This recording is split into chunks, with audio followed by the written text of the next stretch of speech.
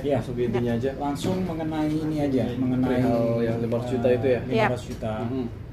Jadi saat ini Aditya Zoni akan melakukan klarifikasi masalah laporan di Polda Metro Jaya yang kemarin udah kami datangi ke sana, udah kita datangi ke sana, dan ternyata memang bukti-bukti yang kita lihat tidak ada satupun yang menyatakan bahwasanya mereka pihak pelapor transfer kepada pihak Aditya Zoni, kepada klien saya. Jadi mungkin kurang lebihnya akan ditambahkan oleh klien saya sendiri langsung, dan barangkali nanti ada pertanyaan mengenai hal tersebut silahkan langsung ditanyakan kepada klien saya.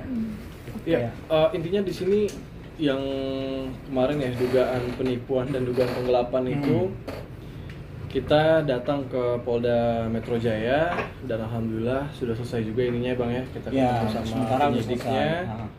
Dan di situ memang yang saya lihat adalah kurangnya bukti. Jadi mungkin dari yang pandangan saya lihat kasus itu tidak bisa dilanjutkan karena memang tidak ada bukti apa-apa yang membuktikan kalau saya itu menggelapkan uang, penipuan yang dibilang sama pelapor ya Bang ya. Alhamdulillah semuanya baik-baik aja lah teman-teman gitu kan. Jadi mungkin nanti kalau misalkan ada yang mau laporin lagi itu buktinya harus kuat gitu. Iya, lebih baik jangan itu ya. jangan asal-asal lapor aja gitu. Lapor dengan kejelasan yang bukti-bukti yang masih kurang, yang masih minim sekali, main lapor, apalagi ini menyangkut nama baik seseorang ya. Betul. Dan memang laporan kemarin keberatan kami sudah ditindaklanjuti oleh pihak Polda. Dan insya Allah segera mungkin ada kejelasan dari pihak Polda apakah itu bentuknya diberhentikan. Nah, jadi ya kita lihatlah langkah lanjut dari pihak Polda Metro Jaya. Dan saya yakin pihak Polda akan bertindak adil di sini. Benar apakah kasus ini layak untuk dilanjutkan ataukah tidak, itu insya Allah pihak Polda akan bertindak sejujurnya dan tidak memberatkan seseorang yang memang benar-benar tidak pernah menerima uang tersebut.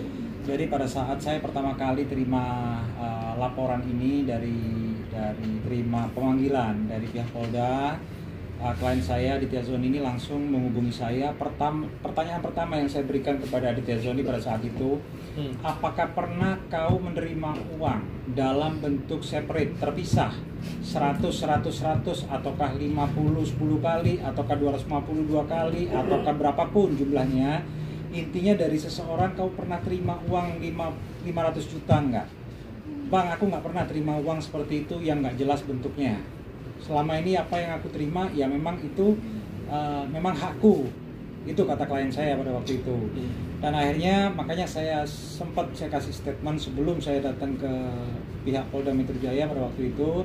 Saya sempat kasih statement bahwasanya klien saya tidak pernah menerima uang dan saya berani fight untuk klien saya. Dan alhamdulillah memang setelah kami datang ke Polda Metro Jaya itu semua makin gamblang bahwasanya tidak pernah ada bukti transfer masuk kepada klien saya. Dalam bentuk apapun ataupun dalam bentuk barang.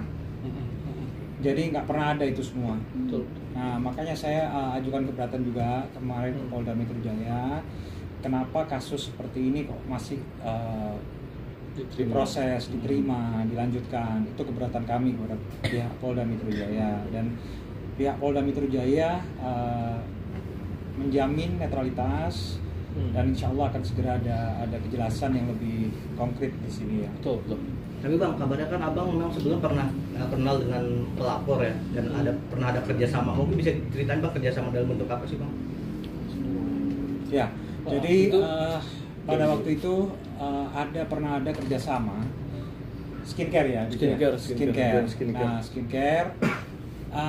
Cuman kalau misal kita bicara kerjasama itu lingkupnya ranahnya udah bukan lingkup pidana lagi. Kalau memang permasalahannya bermasalah dari situ. Kalau muaranya dari situ pasti ini lingkupnya lingkup perdata. Jadi ranah-ranah perdata, nggak boleh dibelokin ke ranah pidana, itu udah jelas sekali. Nah, makanya kemarin yang sempat saya tanyakan pertama-tama kali, karena ini sifatnya titipan, yang pernah langsung saya tanyakan, ada bukti transfer nggak, ada serah terima duit nggak, ada saksi nggak serah terima duit, itu semua dibantah oleh klien saya pada waktu itu. Jadi jadi kalau menurut saya itu ya apa ya, ini masalah sebetulnya nggak perlu di ini nih Bang ya. Maksudnya nggak perlu di ke Polda lah, ke Polres segala macam, itu sebetulnya masih bisa diselesaikan secara kekeluargaan. Apalagi kita kan pernah kerja bareng, mitra saya juga, jadi memang harusnya diselesaikan dengan secara kekeluargaan. Itu sih. Berarti memang udah ada upaya dari sana untuk kekeluargaan juga apa gimana? Bukan dari abang untuk udah upaya ke sana untuk kekeluargaan? Sudah. Ya, jadi pada waktu itu memang pada waktu itu memang sempat ada pembicaraan antara mereka, cuman memang tidak ketemu titik temu lah. Dan pada saat itu ada salah satu tindakan mereka yang memaksa Aditya Zoni untuk tanda tangan. Jadi kunci semua permasalahan ini di saat pemaksaan pembuatan surat pernyataan tersebut ya. Dan surat pernyataan itu sudah kita cabut juga, kita udah memberitahu lawan bisnis dia atau kawan bisnis dia, kita udah memberitahu lewat somasi di Desember, kita udah kasih tahu bahwasanya pernyataan tersebut kita cabut ya, karena memang itu kan pernyataan itu perbuatan hukum sepihak, jadi bisa dicabut oleh Aditya Zoni pada saat itu si pembuat pernyataan. Apalagi pada saat itu kita ada saksi-saksi yang menyatakan bahwasanya pernyataan itu dibuat atas dasar paksaan. Jadi ada saksi yang melihat, menyaksikan bahwasanya pada waktu itu Aditya Zoni dipaksa untuk membuat surat pernyataan itu. Ya. Perihal. Tapi kerjasama itu sudah berjalan atau baru sudah berjalan dan sudah berakhir.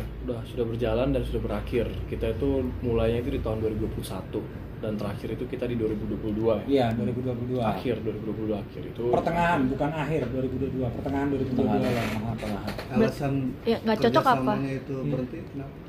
Ya mungkin beda pandangan kali ya. Mungkin kan kalau misalkan bisnis itu pasti ada up and down-nya ya. Pasti ada naik dan turunnya. Jadi mungkin mitra saya ini maunya naik terus.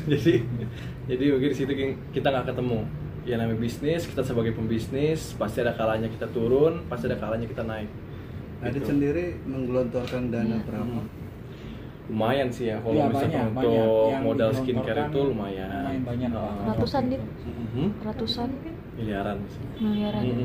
Bang Adit, mungkin benar nggak sih menurut data yang beredar bahwa sempat mengalami teror juga dari pihak sana? Enggak sih, kalau teror enggak, cuman memang ada paksaan, ada ya semacam pengancaman mungkin ya bisa diartikan seperti itu, karena ada ancaman waktu itu mau ambil mobil atau apa, dan teriak-teriak juga di depan rumah. Kebetulan di situ pada waktu itu saya sama istri saya sama anak saya cuma bertiga kan. Ya, teriak-teriak mereka berenam, jadi kayak di saya depan rumah itu juga salah satunya masuk kategori teror juga itu. Gitu. Nah ini kan laporannya tidak terbukti, apakah akan? Kalau masalah laporan ini tidak terbukti atau enggak, itu nanti bakal didalami oleh pihak yang berwajib. Cuman statement yang kita kasih buktinya tidak kuat. Jadi bukti yang mengarahkan bahwasanya Adit menerima uang tersebut tidak ada. Bukan tidak kuat lagi, tidak ada. Oke, menurut pengakuan tidak kuat ini akankah menjadi sebuah laporan balik nantinya? Nantinya insya Allah kita akan tunggu dulu hasil dari pihak Polda. Setelah itu kita pasti akan lakukan langkah hukum balik. Kemarin berapa pertanyaan dit? Kemarin di Polda sendiri diperiksa BAP Kapan? Dan kapan juga? Pertanyaannya itu ada 20 ya di Polda Metro kemarin ya. Kapannya itu tanggal berapa ya? 25 Maret ya? 25 Maret. Jadi sesuai sama surat penangguhan saya untuk datang ke pemanggilan Polda pada saat itu, kita meminta waktu sampai dengan tanggal 25 dengan asumsi proses kawal suara DPR RI udah selesai kemarin. Betul. Dan langsung kita sesuai dengan janji kita datang ke sana, kita selesaikan, kita klarifikasi karena itu undangan bukan undangan apa, cuma klarifikasi aja. Jadi kita udah klarifikasi, dari situ kita bisa tahu bukti-bukti apa yang memberatkan Aditya Zoni, tapi ternyata tidak ada bukti yang memberatkan Aditya Zoni. Bang sangat disuruh dipaksa tanda tangan penerima uang yang nggak pernah Abang terima itu, Abang nggak curiga Bang? Atau gimana? Waktu itu posisinya yang tadi saya bilang, di situ di rumah itu saya cuma ada sama istri saya, sama anak saya, dan mereka datang berenam. Itu membuat saya nggak nyaman sebetulnya. Panik jadi, lah. Pada saat disuruh tanda tangan ya saya ngangguk aja karena memang saya nggak mau ribut pada saat itu gitu loh. Tapi saya udah tahu sendiri ini surat pernyataan itu saya yang buat sendiri dan itu bisa dicabut sepihak karena saya yang membuat pernyataan. Kecuali itu surat perjanjian. Kalau perjanjian kan ada pihak 2, pihak 3, pihak 4 gitu lah. Itu susah. Ini pernyataan. Iya, ini pernyataan. Jadi itu tertera di situ bahwasanya itu pernyataan, bukan perjanjian. Gitu sih. Gitu. Alasannya. Dan itu akan bisa menjadi bukti Bang kalau misalkan mau melapor balik. Kalau lapor balik itu justru laporan tersebut yang akan jadi bukti kita.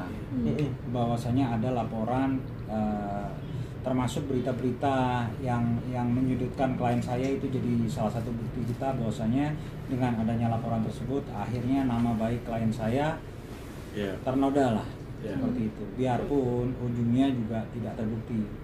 Di sosial media kan netizen pada kemana ini? Dia bicara soal bisnis kapok nggak sih? Apalagi ini Skinscan menggelontorkan miliaran rupiah tadi lu bilang, ini kedepannya seperti apa? Masih tetap mau kok skincare, masih tetap mau kok. Karena kalau menurut saya ya, ketika bisnis itu kita gagal, itu kan jadi pelajaran lah. Ya kan, kalau misalkan saya nanti insya Allah saya akan main skincare lagi gitu, nggak masalah. Gitu. Cuman mungkin lebih baik lagi dari sebelumnya. Lebih hati-hati mungkin. Lebih hati-hati juga. Lebih selektif juga ya Bang ya, memilih partner kerja. Harus, itu penting tuh, itu kuncinya tuh dalam bisnis. Kalau misalkan kita salah aja nemuin partner kita, itu bisa kemana-mana nanti. Kayak seperti sekarang ya. Partner kerja dan juga perjanjian yang jelas. Betul. Antara partner itu yang mesti dikuatin lah, jangan sampai terjadi seperti ini. Fungsi dari seorang penasihat hukum salah satu fungsinya yaitu mengarahkan klien untuk mendapat hak-haknya sesuai dengan perjanjian. Jadi jangan perjanjian itu di mulut secara verbal seperti apa, tapi ujungnya perjanjian itu tertulisnya beda. Nah itu yang kemarin memang ada miss sedikit lah dari pihak si Aditya Zoni dan mereka juga. Kalau sekarang ini komunikasinya seperti apa Bang dengan pihak sana Bang? Nggak ada komunikasi, sudah nggak ada komunikasi sejak laporan itu ada, kita juga nggak ada komunikasi. Terakhir komunikasi kita di Desember pada saat saya membalas somasi mereka. Surat pernyataan yang lu tanda tangani karena terpaksa tidak ada maunya keributan, kalau boleh tahu isinya apa sih? Ya isinya ya itu ya. Isinya pernyataan bahwasanya Aditya Zoni menerima uang titipan. Nah itu kesalahan. Itu kesalahan saya fatal. Akui itu kebodohan lah. Ya kesalahan bukan kebodohan, kesalahan fatal yang mungkin Aditya nggak tahu belum ngerti. Nah setelah saya jelaskan semua, akhirnya langkah-langkah hukum udah kita langsung ambil pada saat itu di bulan Desember. Betul. Awal saya diinformasikan kasus ini oleh Aditya Zoni. Ya. Dan memang tidak ada buktinya ditransfer ataupun cash ya, nggak ada saksinya juga. Dan di sini tuh benar saya ini malah yang ada saksi itu ada penekanan dari pihak mereka, itu yang ada saksi. Ya silakan aja kalau misalkan mereka mau ngecek atau gimana, silakan.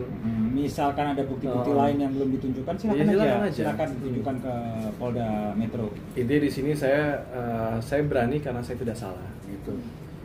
Jadi silakan kalau misalkan memang bukti cukup dilaporin, silakan ya Bang ya. Laporin kan adalah hak semua orang gitu loh. Tapi kalau misalkan melaporkan tanpa bukti yang cukup kuat, kalau menurut saya itu cuma buang-buang waktu sih gitu loh.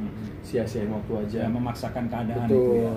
Nah, jadi saya sangat menghargai ketika memang saya ada kesalahan, ada gimana, saya siap mengikuti hukum yang berlaku di Indonesia. Seperti apa?